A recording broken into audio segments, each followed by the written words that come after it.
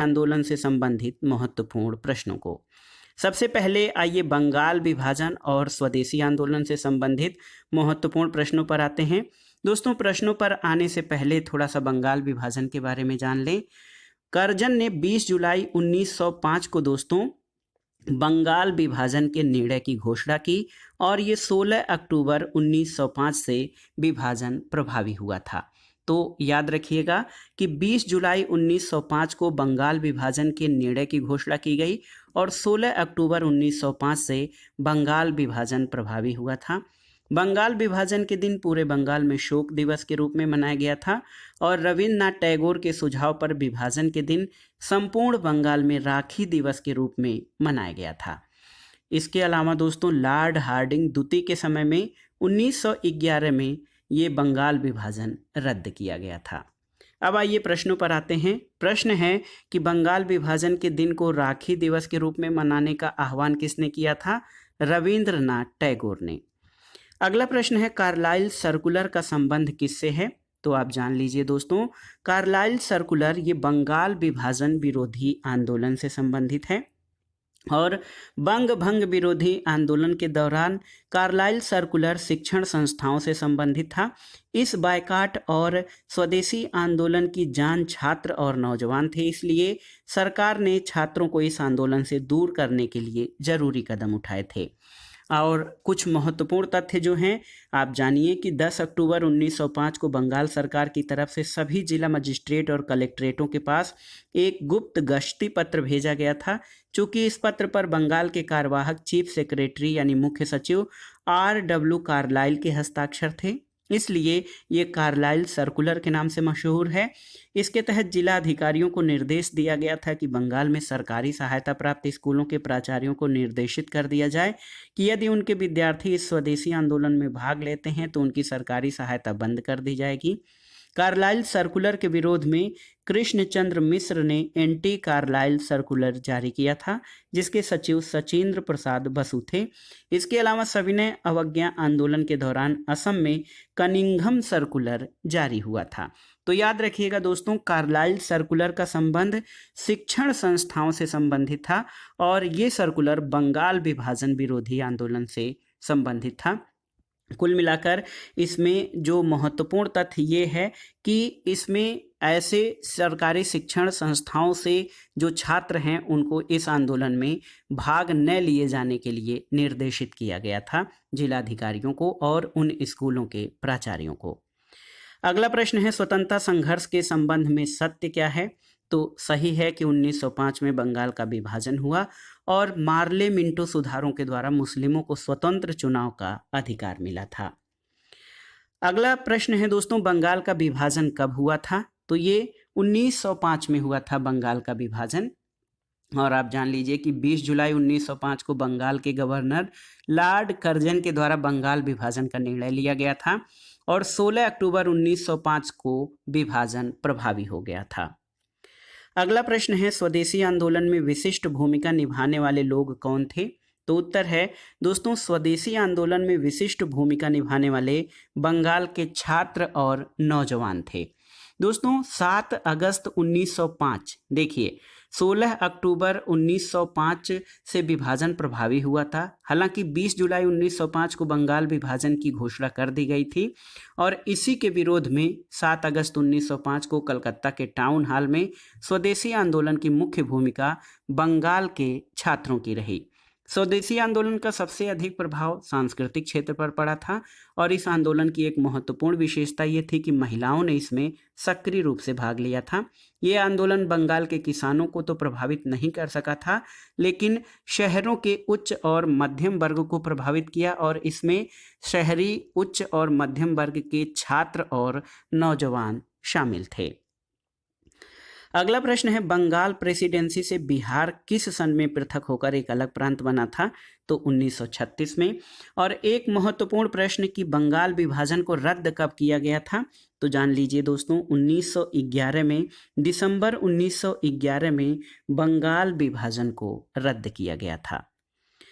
अब आइए दिल्ली दरबार और राजधानी परिवर्तन से संबंधित जो प्रश्न हैं उनको देखते हैं। प्रश्न है कि कोलकाता से दिल्ली राजधानी स्थानांतरण के समय भारत का वायसराय कौन था? तो ये था लॉर्ड हार्डिंग। अगला प्रश्न है दोस्तों, बंगाल के विभाजन को निरस्त करने के लिए कौन याद किया जाता है?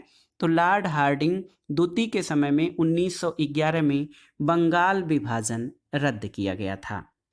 दोस्तों आप जान लीजिए कि दिसंबर 1911 में ब्रिटिश सम्राट जॉर्ज पंचम और महारानी मेरी के भारत आगमन पर उनके स्वागत के लिए दिल्ली में एक दरबार का आयोजन किया गया था। दिल्ली दरबार में 12 दिसंबर, तिथि याद रखिएगा, 12 दिसंबर 1911 को सम्राट ने बंगाल विभाजन को रद्द घोषित किया और कलकत्ता की जगह दिल्ली को भारत की राजधानी बनाए जाने की घोषणा की। घोषणा के अनुरूप बंगाल को एक नए प्रांत के रूप में पुनर्गठित किया गया और उड़ीसा और बिहार को इससे अलग कर दिया गया था। अगला प्रश्न है दोस्तों, बंगाल के विभाजन को किस वर्ष समाप्त किया गया? तो आप जानते हैं 1911 में लॉर्ड हार्डिंग द्वितीय के समय में बंगाल विभाजन को समाप्त किया गया था। अगला प्रश्न है, किसने हाथ से बने हुए खादी के वस्त्र पहनकर शाही दरबार में भाग लिया था? तो ये थे गणेश वासुदेव जोशी।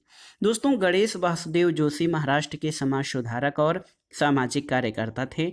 उनके द्वारा कई सामाजिक कार्य किए गए थे और इनको सार्वजनिक काका भी कहा जाने लगा था। उन्होंने देसी व्यापार उत्तेजक मंडल की स्थापना करके स्याही, साबुन, मोमबत्ती, छाते आदि स्वदेशी वस्तुओं का उत्पादन करने का प्रोत्साहन किया था और इनकी बढ़ती सार्वजनिक लोकप्रियता के फलस्वरूप इन्हें 1877 में आयोजित शाही दरबार में आयोजित किया गया था, जिसमें इन्होंने स्वयं के द्वारा बुने हुए खादी के वस्त्र पहनकर शाही दरबार में भाग लिया था। अगला प्रश्न है, भारत की राजधानी पुरानी दिल्ली से नई दिल्ली कब स्थानांतरित की गई?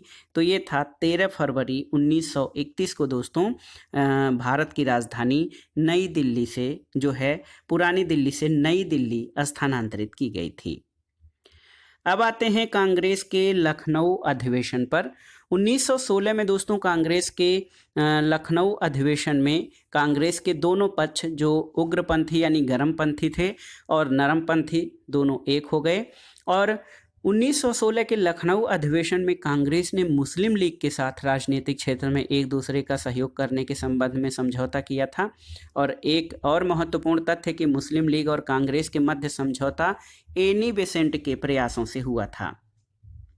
प्रश्न पर आते हैं दोस्तों। प्रश्न है कि स्वराज मेरा जन्मसिद्ध अधिकार है, ये कथन किसका है? तो आप जानते हैं, बहुत ही आसान सा प्रश्न है। लोकमान्य बाल गंगाधर तिलक का कथन है कि स्वराज मेरा जन्मसिद्ध अधिकार है और मैं इसे लेकर रहूँगा। अगला प्रश्न है कि किस सत्र में 1916 में पृथक निर्वाचन क्षेत्र की स्वीकृति में कांग्रेस द्वारा मुस्लिम लीग को रियायत दी गई? तो ये था लखनऊ समझौता। और देखिए, भारतीय राष्ट्रीय कांग्रेस और मुस्लिम लीग के बीच प्रसिद्ध लखनऊ समझौता या लखनऊ पैक्ट कब हस्ताक्षरित हुआ था? तो 1916 यानी 1916 में। अगला प्रश्न है, कांग्रेस ने मुस्लिमों के लिए पृथक निर्वाचक मंडल को किसके द्वारा स्वीकार किया? तो ये था लखनऊ समझौता और इसके द्वारा कांग्रेस ने मुस्लिमों के लिए पृथक निर्वाचक मंडल को स्वीकार किया और इसी बैठक में कांग्रेस और मुस्लिम लीग के बीच समझौता हुआ था। अगला प्रश्न है कि 1916 के लखनऊ अधिवेशन में मुख्य मुद्दा क्या था? तो ये था मुस्लिम लीग और कांग्रेस दोनों एक दूसरे के करीब आए और लखनऊ अधिवेशन में कांग्रेस ने मुस्लिम लीग के साथ राजनीतिक क्षेत्र में एक दूसरे के साथ सहयोग करने का समझौता किया था। अब आइए देखते हैं यहाँ पर कौन कौन से कथन सत्य हैं। तो ये प्रश्न आया है और 1905 में बंगाल विभाजन हिंदुओं और मुसलमानों में अलगाव पैदा करने के उद्देश्य से किया गया था। हालांकि ब्रिटिश सरकार ने इसको प्रशासनिक सुविधा का हवाला दिया था। मुस्लिम लीग की स्थापना 1906 में आगा खां के द्वारा की गई थी और लखनऊ समझौता हिंदू मुस्लिम एकता स्थापित करने की दिशा में महत्वपूर्ण कदम था। अब आते हैं होम रूल लीग आंदोलन 1916 से संबंधित महत्वपूर्ण तथ्यों पर चलते हैं। दोस्तों, भारतीय स्वतंत्रता संग्राम के इतिहास में प्रथम अखिल भारतीय जन आंदोलन के रूप में होम रूल आंदोलन महत्वपूर्ण है और देखा जाए तो एनी बेसेंट और भारत में होम रूल लीग आंदोलन को प्रचारित प्रसारित करने में एक तरफ एनी बेसेंट और दूसरी तरफ बाल गंगाधर तिलक का नाम महत्वपूर्ण है। प्रश्न है कि 1916 में स्थापित इंडियन होम रूल लीग के प्रथम अध्यक्ष कौन थे? तो ये थे जोसेफ बैप्टिस्टा। 28 अप्रैल 1916 को तिलक ने पूना में होम रूल लीग की स्थापना की। इसके प्रथम अध्यक्ष जोसेफ बैप्टिस्टा और सचिव एनसी केलकर को बनाया गया था। तिलक द्वारा स्थापित लीग के कमेटी के सदस्यों में आप देख सकते हैं GR Khaparde, BS Moonje, RP कंडरीकर चुने गए थे। और तिलक द्वारा स्थापित लीग का प्रभाव कर्नाटक, महाराष्ट्र, मध्य प्रांत और बरार तक फैला हुआ था। अगला प्रश्न है एनी बेसेंट द्वारा प्रारंभ किया गया स्वराज आंदोलन का लक्ष्य क्या था? तो ये था भारत के लिए स्वशासन प्रारंभ करना। अगला प्रश्न है दोस्तों बाल गंगाधर तिलक ने होम रूल लीग की स्थापना कहाँ की थी? तो पूना में। और देखिए 1916 में Akhil Bharatiya home rule league की स्थापना किसने की? श्रीमती एनी बेसेंट ने। दोस्तों एनी बेसेंट ने सितंबर 1916 में मद्रास में Akhil Bharatiya home rule league की स्थापना की। लीग के बढ़ते प्रभाव और चारों ओर से दबाव महसूस कर भारत सचिव मॉन्टेग्यू ने अगस्त 1917 में ब्रिटिश संसद में प्रस्ताव पारित कर भारत में उत्तरदायी शासन की बात कही। इसके परिणाम स्वरूप अगस्त 1917 में एनी बेसेंट ने होम रूल लीग को समाप्त करने की घोषणा की थी। दोस्तों एनी बेसेंट ने होम रूल आंदोलन का प्रचार करने के लिए न्यू इंडिया और साप्ताहिक पत्र कॉमनवेल्थ का संपादन किया। और आप जान लीजिए कि जो तिलक का होम रूल था कर्नाटक, महाराष्ट्र और मध्य प्रांत तथा बरार में था। इसको छोड़कर देश के बाकी सभी हिस्सों में एनी बेसेंट द्वारा होम रूल आंदोलन को फैलाने का दायित्व एनी बेसेंट का था। 1917 में कांग्रेस के कलकत्ता अधिवेशन की अध्यक्षता एनी बेसेंट ने की थी। और आप जान लीजिए कि कांग्रेस की प्रथम महिला अध्यक्ष एनी बेसेंट ही थी। अगला प्रश्न है एनी बेसेंट ने होम रूल आंदोलन कब रोका था? तो 1917 में होम रूल आंदोलन रोक दिया गया था। और एनी बेसेंट द्वारा सितंबर 1916 में मद्रास में जो होम रूल लीग की स्थापना की गई थी और इसका उद्देश्य ब्रिटिश साम्राज्य के अधीन रहते हुए संवैधानिक तरीके से स्वशासन को प्राप्त करना था। अगला प्रश्न है दोस्तों बाल गंगाधर तिलक ने होम रूल लीग की स्थापना कहाँ की थी? तो पूना में की थी। 1916 में Akhil Bharatiya home rule league की स्थापना किसने की? श्रीमती एनी बेसेंट ने। एनी बेसेंट ने होम रूल आंदोलन कब रोका था? तो 1917 में रोका था। और आप देख लीजिए कि 20वीं शताब्दी के प्रारंभ में किस महिला ने भारतीय राजनीतिक आंदोलन में भाग लेकर सर्वाधिक अनुप्राणित किया? तो ये नाम है एनी बेसेंट का। एनी बेसेंट 1893 में भारत आई थी और थियोसोफिकल सोसाइटी का पूरे भारत में प्रचार प्रसार किया। एनी बेसेंट ने भारतीयों की स्वशासन की मांग को लेकर 1916 में होम रूल लीग आंदोलन चलाया। उन्होंने न्यू इंडिया और कॉमनवेल्थ नामक समाचार पत्र निकाले थे। दोस्तों ब्रिटिश सरकार ने युद्ध के दौरान 1917 ईस्वी में एनी बेसेंट को नज़रबंद कर दिया। ये घटना उनके लिए वरदान सिद्ध हुई क्योंकि 1917 में कांग्रेस अधिवेशन में उन्हें अध्यक्ष चुना गया। वे भारत के पूर्ण स्वतंत्रता के पक्ष में नहीं थीं, वे भारत को होम रूल दिलाना चाहती थीं। इसी कारण गांधी जी से इनका मतभेद था। उन्होंने गांधी जी को शैतान तक की संज्ञा दी थी। अगला प्रश्न है, आइए देखते हैं। अगला प्रश्न गांधी और उनके प्रारंभिक आंदोलन से संबंधित है। दोस्तों गांधी जी ने सत्याग्रह का पहला बड़ा प्रयोग 1917 में चंपारण बिहार में किया था और चंपारण के एक किसान राजकुमार शुक्ल ने अंग्रेजों द्वारा किसानों पर किए जाने वाले अत्याचारों की कहानी सुनाकर वहां आने के लिए आमंत्रित किया था। गांधी जी को महात्मा की उपाधि किसने दी थी आपको बताना है। तो सही उत्तर है गांधी जी को महात्मा की उपाधि रविंद्रनाथ टैगोर ने दी थी। अगला प्रश्न है दोस्तों तिनकठिया पद्धति या तिनकठिया ब्रिटिश भारत में क्या थी? तो ये एक पद्धति थी, एक व्यवस्था थी जहां पर किसान को 3/20 हिस्से पे जमीन पर नील की खेती करने को बाध्य किया गया था। ब्रिटिश जो नील खेती करने वाले किसान थे, नील खेती करने वाले किसानों के कुल जमीन के 3/20 हिस्से पर ब्रिटिश व्यापारियों द्वारा नील की खेती करने को बाध्य कर दिया गया था और ये जो स्थिति थी बहुत ही खराब थी। महात्मा गांधी द्वारा भारत में आरंभ किया गया पहला सत्याग्रह कौन सा था? तो ये था चंपारण सत्याग्रह 1917। गांधी जी के राजनीतिक गुरु कौन थे? तो गोपाल कृष्ण गोखले गांधी जी के राजनीतिक गुरु थे। नटाल, नटाल कहाँ पर है? ये दक्षिण अफ्रीका में स्थित है। खेड़ा सत्याग्रह का नेतृत्व किसने किया था? दोस्तों, खेड़ा सत्याग्रह का नेतृत्व महात्मा गांधी ने किया था और 1918 में गुजरात के खेड़ा में किसानों की फसल नष्ट हो जाने के बाद भी सरकार ने लगान में छूट नहीं दी और भू राजस्व उगाही स्थगित नहीं की। इसी मुद्दे पर महात्मा गांधी ने खेड़ा के किसानों के पक्ष में सत्याग्रह किया और इस आंदोलन में वल्लभ भाई पटेल सबसे पहले महात्मा गांधी से जुड़े थे। अगला प्रश्न है दोस्तों, महात्मा गांधी किस वर्ष सक्रिय रूप से राजनीति में आए थे? तो गांधी जी के राजनीति में सक्रिय रूप से भाग लेने का वर्ष 1919 है। किस आंदोलन के दौरान मोहनदास करमचंद गांधी नामक नए नेता ने राष्ट्रीय आंदोलन की बागडोर संभाली थी? तो ये था चंपारण सत्याग्रह। दोस्तों, चंपारण सत्याग्रह के दौरान भारतीय राष्ट्रीय आंदोलन में एक नए नेता मोहनदास करमचंद गांधी की एंट्री हुई थी। अब आइए किसान आंदोलन और किसान सभा से संबंधित प्रश्नों को देखते हैं। पहला प्रश्न है, वल्लभ भाई पटेल सबसे पहले गांधी के किस आंदोलन से जुड़े थे? तो आप जानते हैं, खेड़ा आंदोलन 1918 से वल्लभ भाई पटेल गांधी जी से जुड़े थे। अखिल भारतीय कर्मचारी और किसान दल कब अस्तित्व में आया था? तो वर्ष 1928 में अखिल भारतीय कर्मचारी और किसान दल की स्थापना हुई थी।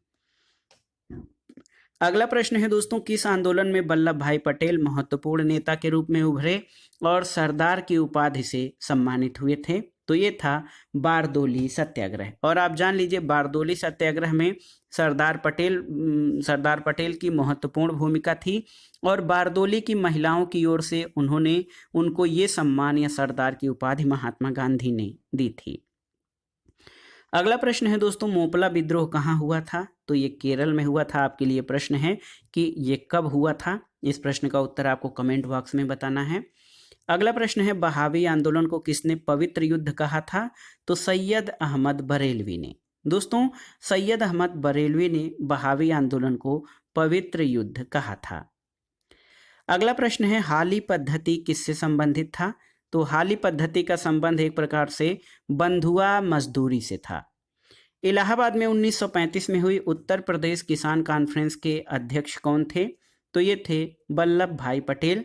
इलाहाबाद में 1935 में हुई उत्तर प्रदेश किसान कॉन्फ्रेंस के अध्यक्ष थे। अगला प्रश्न है दोस्तों, औपनिवेशिक भारतीय इतिहास में तेलंगाना आंदोलन किससे संबंधित है? तो ये दोस्तों किसान आंदोलन से संबंधित है। कलिप राज सम्मेलन का संबंध किस आंदोलन से है? तो ये बारदोली सत्याग्रह से है। और सरदार पटेल किस आंदोलन से जुड़े थे? तो बारदोली सत्याग्रह से जुड़े थे। इसके अलावा वल्लभ भाई पटेल सबसे पहले गांधी जी के खेड़ा सत्याग्रह या खेड़ा आंदोलन से जुड़े थे।